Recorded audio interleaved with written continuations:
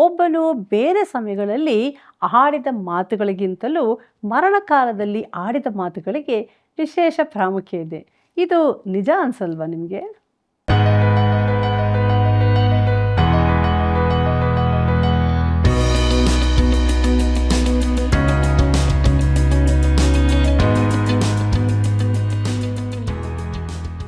ಆತ್ಮೀಯ ಸಹೋದರ ಸಹೋದರಿಯರೇ, ನಿಮ್ಮೆಲ್ಲರಿಗೂ ದೈವಾನ್ವೇಷಣೆ ಸತ್ಯವೇದ ಅಧ್ಯಯನ ಕಾರ್ಯಕ್ರಮಕ್ಕೆ ಪ್ರೀತಿಯ ಸುಸ್ವಾಗತ.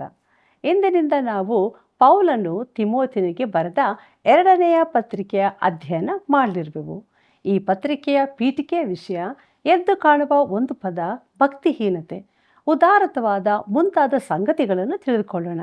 ಪ್ರಾರ್ಥನಾ ಪೂರ್ವಕವಾಗಿ ನಮ್ಮ ಅಧ್ಯಯನವನ್ನು ಈಗ ಪ್ರಾರಂಭಿಸೋಣ. ನಾನಂತೂ ನಿನ್ನ ಕೃಪೆಯ ಮೇಲೆ ಭರವಸವಿಟ್ಟಿದ್ದೇನೆ. ನೀನು ನನ್ನನ್ನು ರಕ್ಷಿಸಿದ್ದರಿಂದ ನನ್ನ ಹೃದಯವು ಹರ್ಷಗೊಳ್ಳುತ್ತದೆ.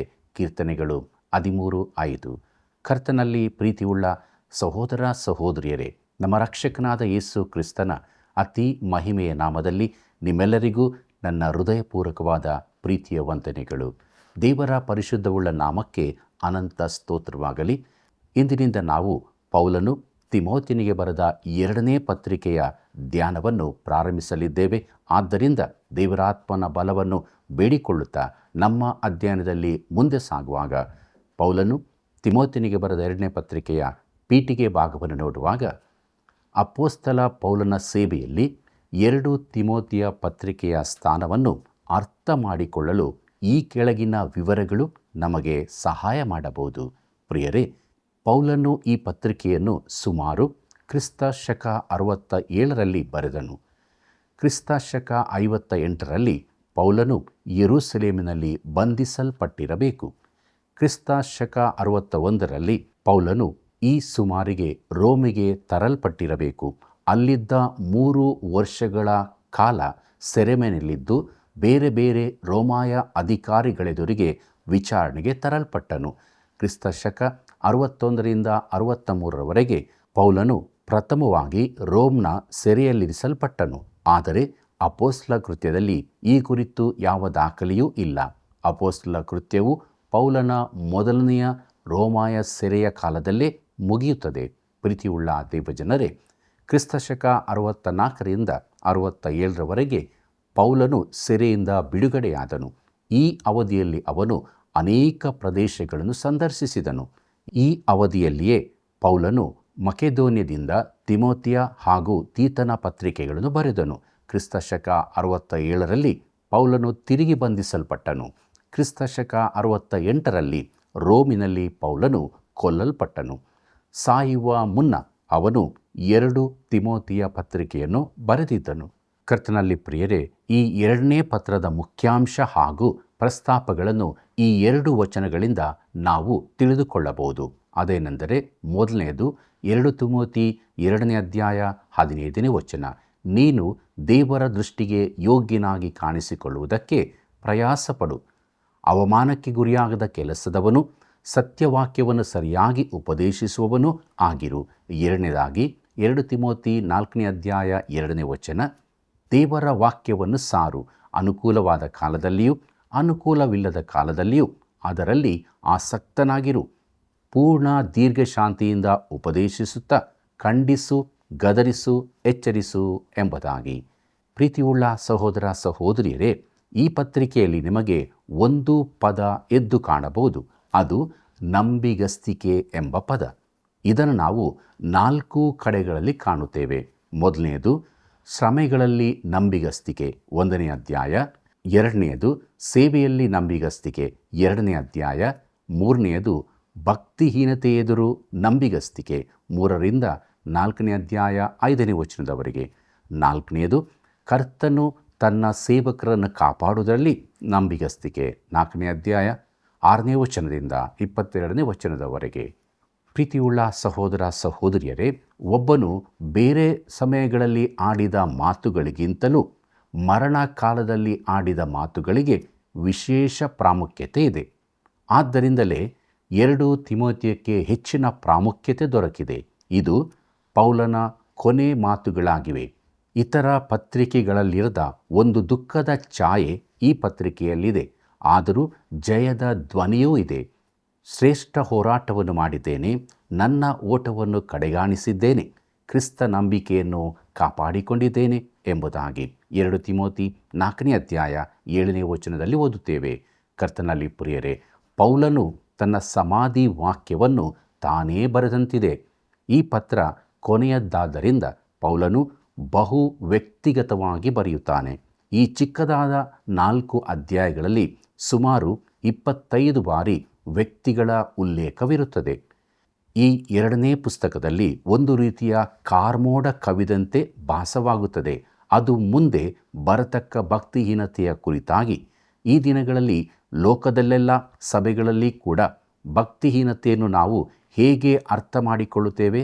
ಪ್ರಿಯರೇ, ಶಬ್ದಕೋಶಗಳಲ್ಲಿ ಅದರ ಅರ್ಥ ವಿಶ್ವಾಸ ಸೂತ್ರಗಳನ್ನು ಪೂರ್ಣವಾಗಿ ತ್ಯಜಿಸಿರುವುದು ಎಂದು ತಿಳಿಸಿದೆ. ಹಾಗಾದರೆ ಭಕ್ತಿಹೀನತೆಯು ಅಜ್ಞಾನದಿಂದಾಗುವುದಿಲ್ಲ, ಅದು ದುರ್ಬೋಧನೆ, ತಿಳಿದು ಮಾಡುವ ತಪ್ಪು. ಅದು ಬೇಕೆಂದೇ ವಿಶ್ವಾಸದಿಂದ ದೂರ ಸರಿಯುವಂಥದ್ದು ಆಗಿದೆ. ಪ್ರೀತಿಯುಳ್ಳ ದೇವಜನರೇ, ಸುವಾರ್ತೆ ಪ್ರಸಾರಣದ ಅಂತಿಮ ಪರಿಣಾಮವೇನೆಂಬುದನ್ನು ಪೌಲನು ಇಲ್ಲಿ 2 ತಿಮೋತಿಯಲ್ಲಿ ತಿಳಿಸುತ್ತಿದ್ದಾನೆ. ಅದು ಪೂರ್ಣ ಮಾನವ ಸಂತತಿಯ ಮಾನಸಾಂತರವಲ್ಲ, ಇಲ್ಲವೇ 1000 ವರ್ಷದ ಆಳ್ವಿಕೆಯೂ ಅಲ್ಲ. ಅದಕ್ಕೆ ವ್ಯತಿರಿಕ್ತವಾಗಿ ಈ ಲೋಕದಿಂದ ನಂಬಿಕೆಯನ್ನೇ ಅಳಿಸಿ ಹಾಕುವ ಭಕ್ತಿಹೀನತೆಯೇ ಆಗಿದೆ. ಪ್ರಿಯರೇ, ಯುಗದ ಸಮಾಪ್ತಿಯಲ್ಲಿ 2 ವಿಧದ ತೊರೆಯುವಿಕೆಗಳುಂಟಾಗುತ್ತದೆ. ಮೊದಲನೆಯದು ಸಭೆಯು ಇಲ್ಲದಿರುವುದು. ಇದು ಸಭೆಯ ಮೇಲೆತ್ತಲ್ಪಡುವಿಕೆಯಲ್ಲಿ ಸಂಭವಿಸುತ್ತದೆ. ಆಗ ಕರ್ತನು ತಾನೇ ಆಜ್ಞಾಘೋಷದೊಡನೆಯೂ ಪ್ರಧಾನ ದೂತನ ಶಬ್ದದೊಡನೆಯೂ ದೇವರ ತುತ್ತೂರಿ ಧ್ವನಿಯೊಡನೆಯೂ ಆಕಾಶದಿಂದ ಇಳಿದು ಬರುವನು. ಆಗ ಕ್ರಿಸ್ತನಲ್ಲಿರುವ ಸತ್ತವರು ಮೊದಲು ಎದ್ದು ಬರುವರು. ಆಮೇಲೆ ಜೀವದಿಂದಿಳಿದಿರುವ ನಾವು ಅಂತರಿಕ್ಷದಲ್ಲಿ ಕರ್ತನನ್ನು ಎದುರುಗೊಳ್ಳುವುದಕ್ಕಾಗಿ ಅವರ ಸಂಗಡಲೇ ಮೇಘವಾಹನರಾಗಿ ಪಕ್ಕನೆ ಒಯ್ಯಲ್ಪಡುವೆವು. ಹೀಗಾಗಿ ಸದಾಕಾಲವು ಕರ್ತನ ಜೊತೆಯಲ್ಲಿರುವೆವು. ಪೌಲನು ಥೆಸಲೋನಿಕದವರಿಗೆ ಬರೆದ 1ನೇ ಪತ್ರಿಕೆ 4ನೇ ಅಧ್ಯಾಯ 16 ಮತ್ತು 17 ವಚನಗಳಲ್ಲಿ ಇದನ್ನು ನಾವು ನೋಡುತ್ತೇವೆ.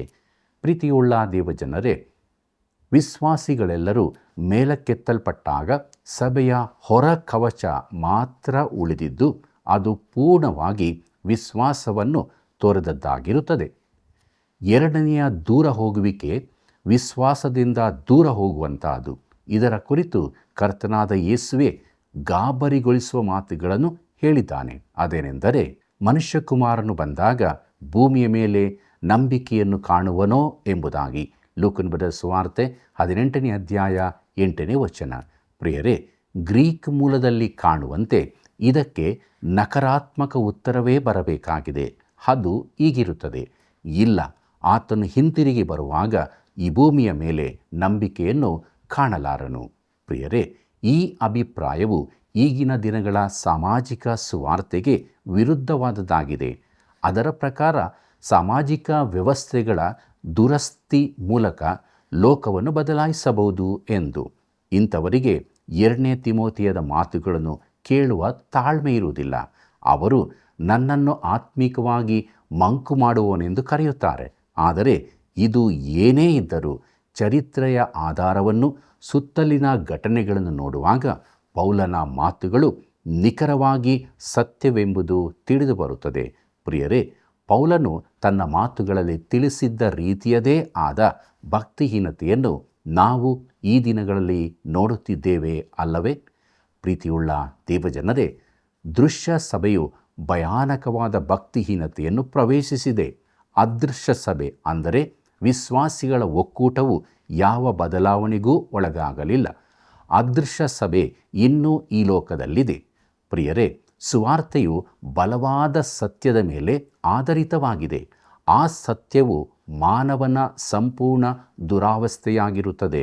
ಅಂದರೆ ಮಾನವನು ನಾಶನ ಪಾತ್ರನಾದ ಪಾಪಿಯು. ಇತ್ತೀಚೆಗೆ ಒಬ್ಬ ಪಂಡಿತರು ಈ ಕುರಿತು ಹೀಗೆ ಬರೆದಿದ್ದಾರೆ. ಏನೆಂದರೆ, ಮಾನವನ ಸ್ವಭಾವವು ತನ್ನನ್ನು ಸುಧಾರಿಸಿಕೊಳ್ಳಬಲ್ಲ ಶಕ್ತವಾಗಿದೆ ಎಂದು ಶಿಕ್ಷಣವು ಪ್ರತಿಪಾದಿಸಿದರೂ ಸಂಪ್ರದಾಯವಾದಿ ಕ್ರೈಸ್ತತ್ವವು ಈ ನೈತಿಕ ಸ್ವಭಾವವನ್ನು ಪೂರಾ ಕೆಟ್ಟು ಹೋಗಿದೆ ಎಂದು ತಿಳಿಸುತ್ತದೆ. ಪ್ರಿಯರೇ, ಮಾನವನು ಎಂಥ ಸ್ಥಿತಿಯಲ್ಲಿದ್ದಾನೆಂದು ಅವನು ಪೂರ್ಣ ವಿಧೇಯತೆಯಿಂದಲೂ ರಕ್ಷಿಸಲ್ಪಡಲಾರನು. ಯಾಕಂದರೆ ಅದು ಅವನ ಸ್ವಶಕ್ತಿಯಿಂದ ಆಗಲಾರದ್ದು.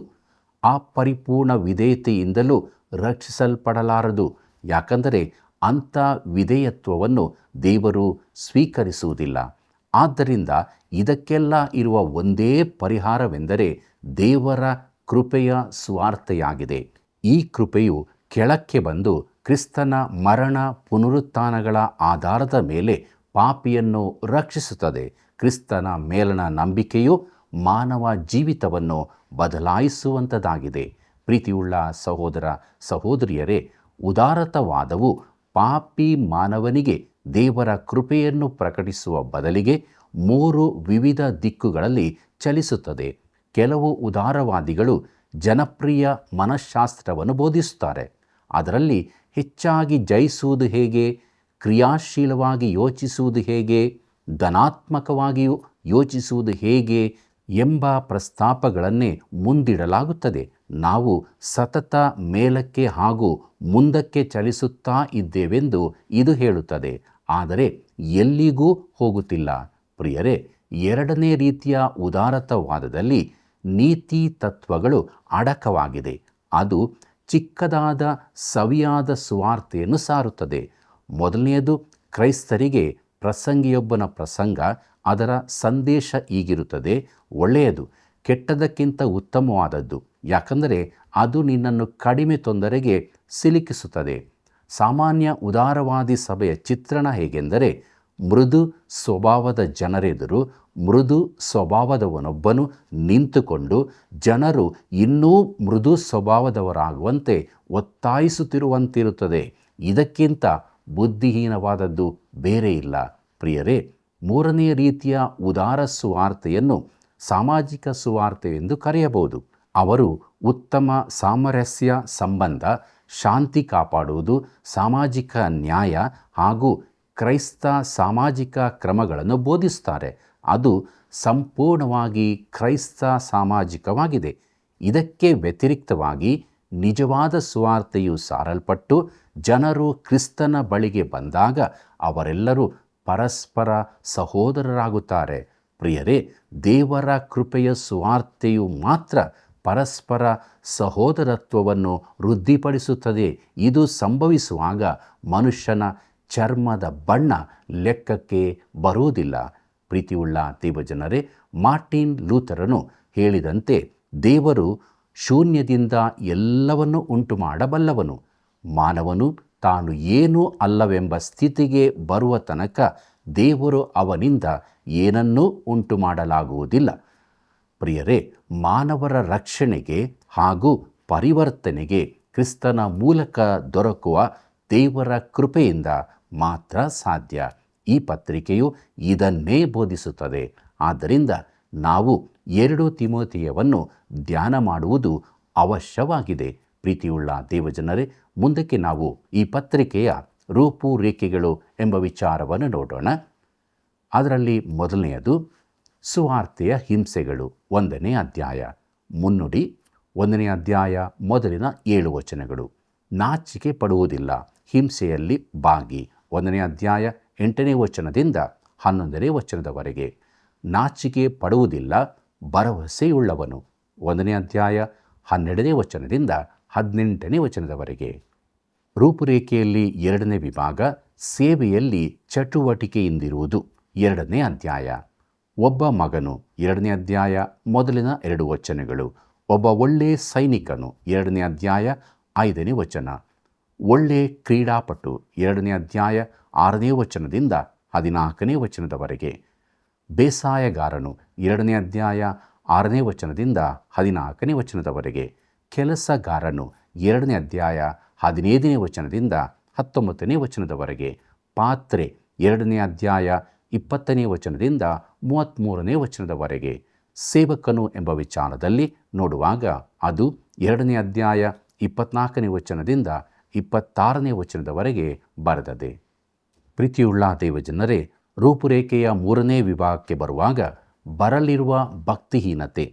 ಸತ್ಯವೇದದ ಅಧಿಕಾರ 3ನೇ ಅಧ್ಯಾಯ 1ನೇ ವಚನದಿಂದ 4ನೇ ಅಧ್ಯಾಯ 5ನೇ ವಚನದವರೆಗೆ. ಕೊನೆ ದಿನಗಳಲ್ಲಿ ಪರಿಸ್ಥಿತಿಗಳು 3ನೇ ಅಧ್ಯಾಯ 1ರಿಂದ 9 ವಚನ. ಕಡೇ ದಿನಗಳಲ್ಲಿ ಧರ್ಮಶಾಸ್ತ್ರದ ಅಧಿಕಾರ 3ನೇ ಅಧ್ಯಾಯ 10ನೇ ವಚನದಿಂದ 17ನೇ ವಚನದವರೆಗೆ. ಕೊನೆ ದಿನಗಳಿಗೆ ಸೂಚನೆಗಳು 4ನೇ ಅಧ್ಯಾಯ ಮೊದಲಿನ 5 ವಚನಗಳು. ರೂಪುರೇಖೆಯ 4ನೇ ವಿಭಾಗ ಕರ್ತನಿಗೆ ನಂಬಿಗಸ್ತಿಕೆ. ಕರ್ತನ ನಂಬಿಗಸ್ತಿಕೆ 4ನೇ ಅಧ್ಯಾಯ 6ರಿಂದ 22ನೇ ವಚನದವರೆಗೆ. ಪೌಲನ ಮರಣಕಾಲದ ಸಾಕ್ಷಿ 4ನೇ ಅಧ್ಯಾಯ 6ನೇ ವಚನದಿಂದ 8ನೇ ವಚನದವರೆಗೆ. ಕೊನೆ ಮಾತುಗಳು 4ನೇ ಅಧ್ಯಾಯ 5ನೇ ವಚನದಿಂದ 22ನೇ ವಚನದವರೆಗೆ. ಕರ್ತನು ನನ್ನ ಜೊತೆಯಲ್ಲಿ ನಿಂತನು.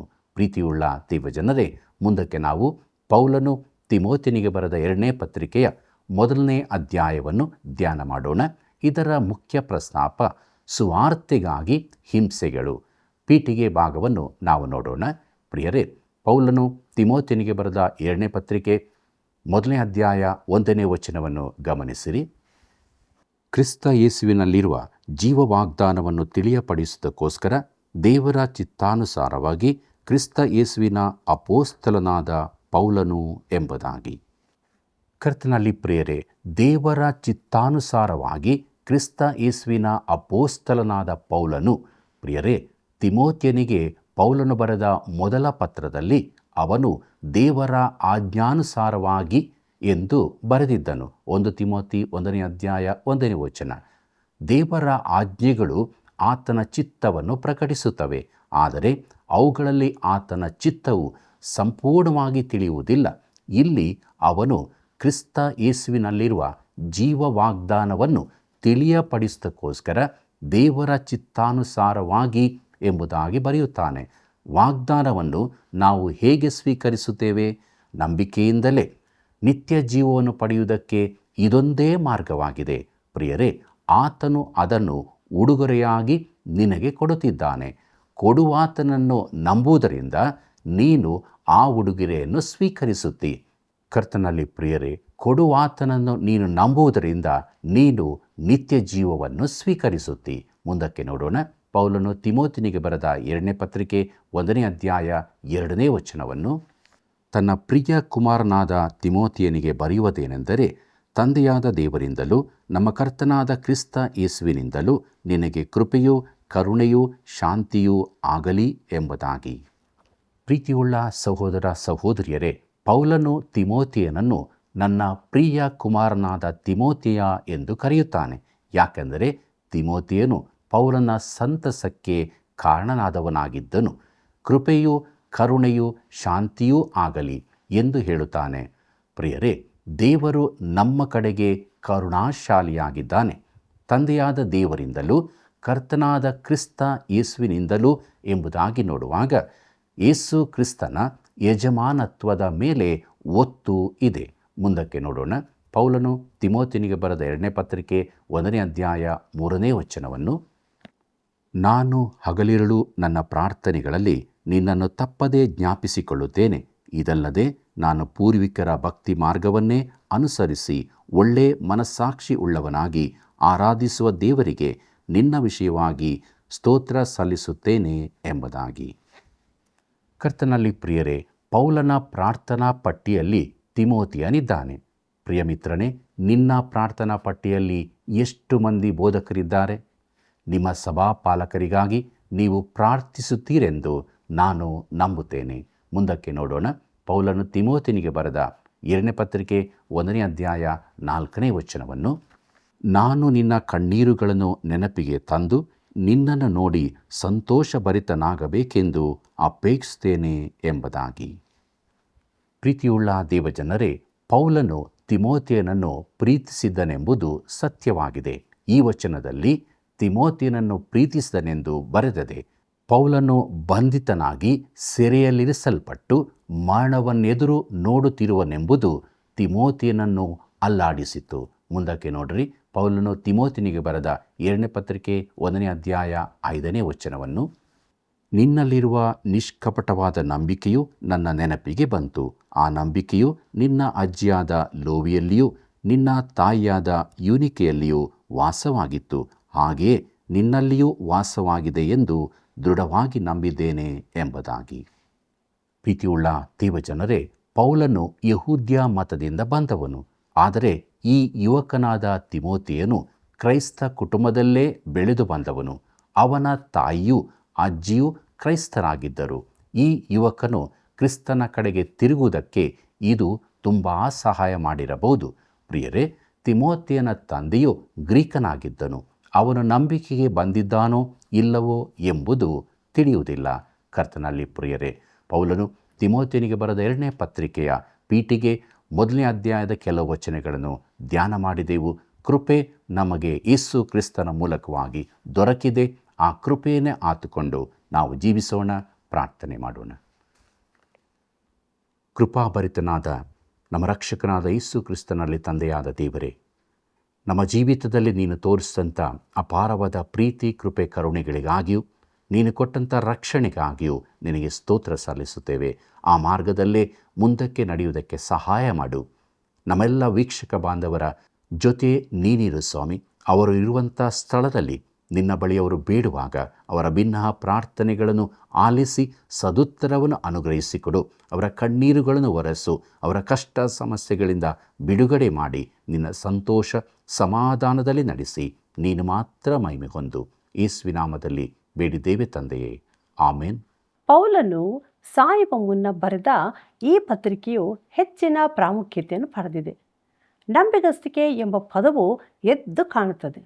ಭಕ್ತಿಹೀನತೆಯು ತಿಳಿದು ಮಾಡುವ ತಪ್ಪಾಗಿದೆ ಅಲ್ವಾ? ಜನರು ಕ್ರಿಸ್ತನ ಬಳಿಗೆ ಬಂದಾಗ ಅವರೆಲ್ಲರೂ ಪರಸ್ಪರ ಸಹೋದರರಾಗ್ತಾರೆ. ನಿತ್ಯ ಜೀವವನ್ನು ಪಡೆಯಲು ಕ್ರಿಸ್ತನೇ ಮಾರ್ಗವಾಗಿರುವಾಗ ಆತನನ್ನೇ ಹಿಂಬಾಲಿಸುತ್ತಾ ಪರಿಶುದ್ಧತೆಯ ಜೀವಿತವನ್ನು ಜೀವಿಸೋಣ. ಪ್ರಿಯರೇ, ಕಾರ್ಯಕ್ರಮದಲ್ಲಿ ನೀವು ಹೊಂದಿದ ಆಶೀರ್ವಾದಗಳನ್ನು ಹಿಂದೆ ಕರೆ ಮಾಡಿ ತಿಳಿಸಿರಿ. ಸೇವೆಗಾಗಿ ಪ್ರಾರ್ಥಿಸಿರಿ. ಮತ್ತೆ ಸಂಧಿಸೋಣ. ನಿಮ್ಮೆಲ್ಲರಿಗೂ ಪ್ರೀತಿಯ ವಂದನೆಗಳು.